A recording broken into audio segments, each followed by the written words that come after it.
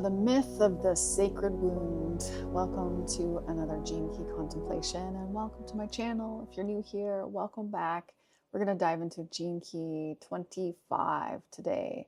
The shadow is constriction, and the gift is acceptance, and the city is universal love. And this one is called the myth of the sacred wound. And Richard Rudd's work is so much about the wound and being willing to know that it's there, see it, do the work. He's got the Venus sequence, which goes right into the heart of our wounding. And I mean, it's why I love this work so much, because for me, there's nothing more important. This is how we liberate ourselves, we liberate the whole. And this journey through the frequency bands from the shadow, through the gift to the city is such a beautiful way of setting a context for our human experience. And of course, the beautiful words and the way that we can resonate through these words and also remember, like, we're not alone on this journey. We all have a wound. And the whole reason why we're here is to unwind and unravel the wounding that's been coiled around our DNA for eons. So Richard Rudd says right off in the beginning with this one, like, this Gene Key 25 encapsulates all the other gene keys. And it's the journey from fear to love. Constriction being all about our fear, and the shadow frequency is all 64 gene keys are all, the shadow is our fear. We're stuck in our fear, where we feel trapped and constricted. And we can look at our breath and how our breath may be limited and constricted. We can look at our thoughts and our mind. We can look at our bank accounts. Like, wherever that constriction shows up for us, we are, dancing in these lower frequencies. And of course, the human journey is to ascend up out of those frequencies by embodying more love. And the only way for us to do this is to go right into the fears. And yet at the shadow level, which operates either as a repressive nature or a reactive nature, and sometimes it's both.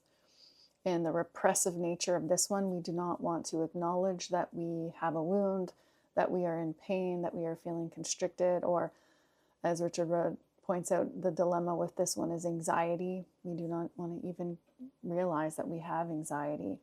The reactive nature is that we project our pain out onto others, and most often it's the people that are closest to us. So we'll, stay in this victim frequency for a long time, and maybe our whole lifetime, and not really tasting the fruits of what it really means to be human. But of course, if you're here joining me in this contemplation or into the gene keys, then you know that there is much more to being human, and that's what the journey is all about. And at the gift frequency is of course this transformational energy. It's where we realize that we've been asleep at the victim's state, and at this gene key here, we've allowed ourselves to feel the discomfort and look and wake up to the fact that no one is doing this to me. I'm not a victim, and I'm here to face whatever's going on in my body, and we're no longer afraid of fear itself. Although maybe I'll see if I can find this real quick, because I just love how he says, like, the fear, I have it highlighted here as like a biofeedback loop. So first of all, it's to acknowledge the fact that if you're born in a body, you're born with fear, and you're born with a wound. And fear is a byproduct of all the low frequency energy fields. Constriction is the physical manifestation of fear at an individual and universal level. Moreover, fear creates a very effective biofeedback loop that ensures its own survival.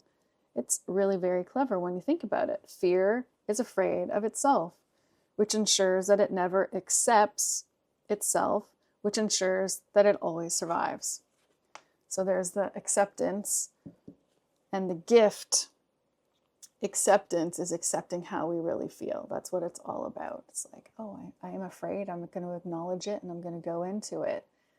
And of course, it's not to go into it with the mind. And that's usually the challenge, with anxiety and fear, is that our mind starts to think about, what's wrong and something should be different. And we just kind of spiral. Acceptance really starts at the physical level, as Richard Rudd lays out in the audio of this one. And of course, his whole work of contemplation is broken into these 3 sort of stages, which he's very clear to say there are no real stages to this, but if you have to break it down, and it is helpful. The first is allowing your physical body to feel what it needs to feel without trying to push it away, numb it out, do all the things. And in doing so, you breathe into the discomfort in your body and you hold yourself in this love. Like, acceptance is really a great self-love, to allow yourself to just feel what is, whether that's a pain physically in your body or whether that's a pain from a relationship or a circumstance going on in your life. It's just fully accepting what is. And he starts off by saying, allow is the first sort of step here, because you don't have to accept it yet. You don't have to like what's going on, but you allow the physical sensations and you breathe into them. And in doing this, you open up more space for the acceptance. And the acceptance is at the emotional level, to accept what you really feel about it. And to let those emotions flow fully. And then comes embrace. And embrace is when you've given that enough space for things to be the way that they are. And you're no longer in your mind trying to make things other than. Your heart gets to open up and you get to just embrace what is. And in doing that, and simply softening your heart and accepting, transformation can occur. And at the gift level of all of the gene keys, that is the path of transformation.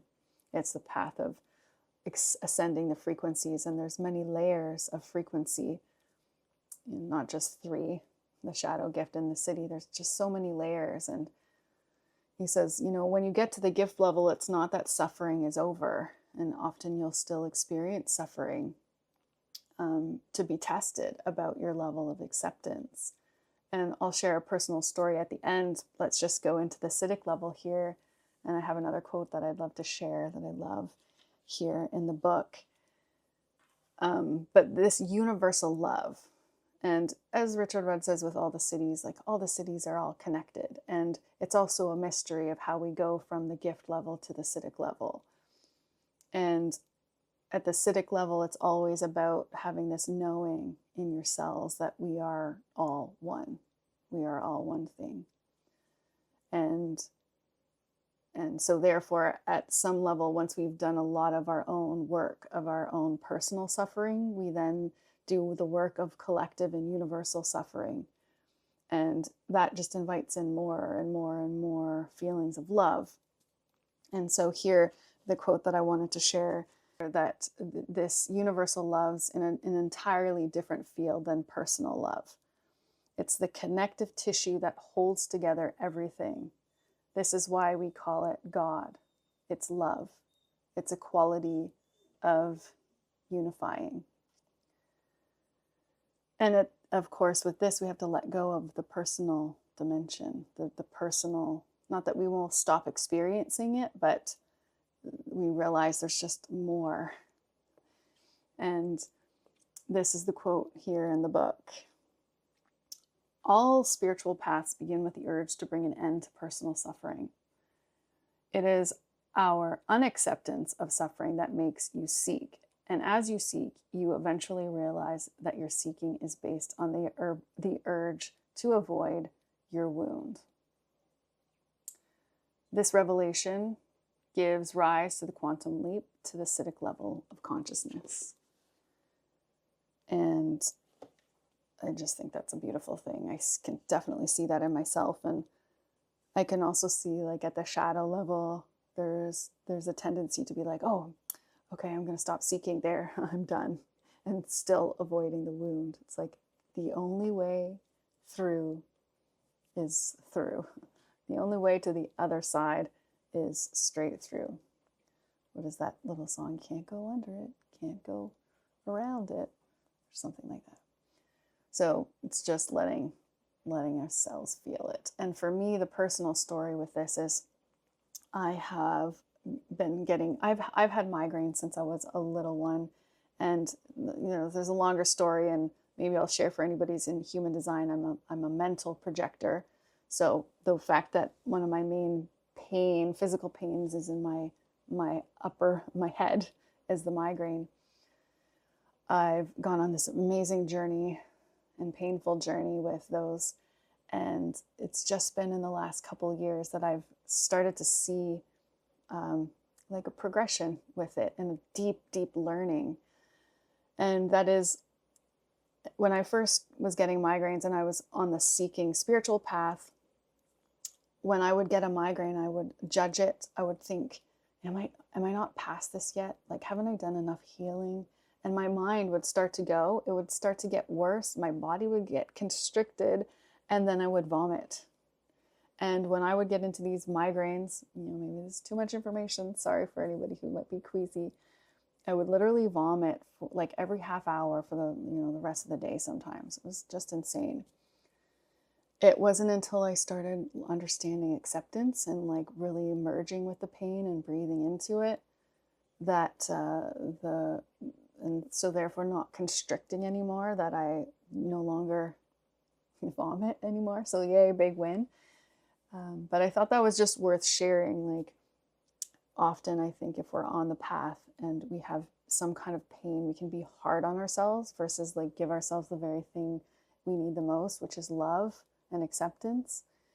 And for me, the migraines have been such an acute lesson and learning in really getting out of my mind and into the heart. And that's what the gift frequency is really all about, is starting to get in touch with the powerful organ that is our heart, that is not just about personal love, but it's about universal love and being in rhythm and in harmony with the whole.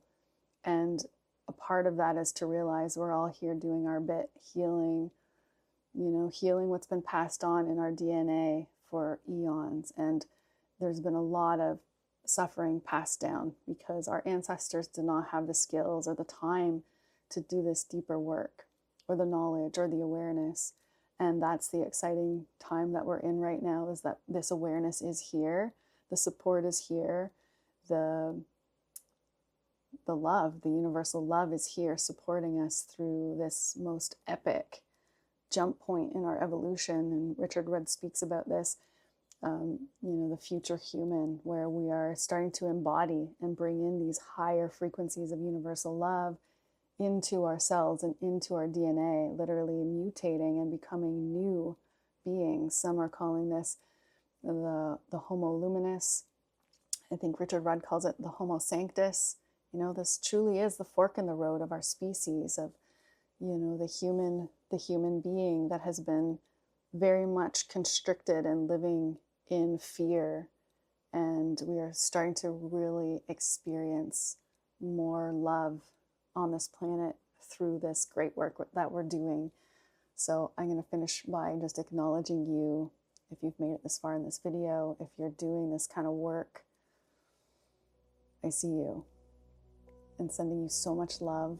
And I really look forward to hearing anything you'd like to share about this theme. Do you have this gene key in your profile? And of course, if you're new, you can look up your own gene keys on the Gene Key website for free, with lots of other resources over there. And yeah, whatever you feel called to share, please do. And I'll see you in the next video.